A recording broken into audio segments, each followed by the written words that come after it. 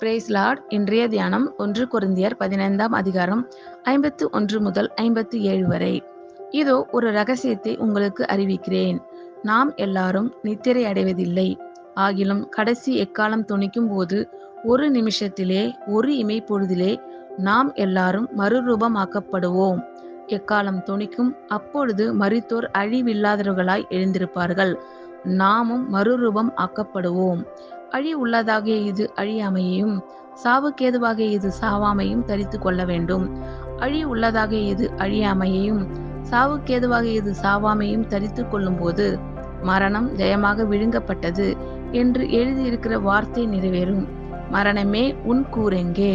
பாதாளமே உன் ஜெயம் எங்கே? மரணத்தின் கூர் பாவம், பாவத்தின் பலன் நியாய பிரமாணம். நம்முடைய கர்த்தராகிய இயேசு கிறிஸ்துவினாலே நமக்கு ஜெயம் கொடுக்கிற தேவனுக்கு ஸ்தோத்திரம். ஆமென். Thank you Lord Jesus. கர்த்தர் உங்கள் அனைவரையும் ஆசீர்வதிப்பாராக. God bless you all.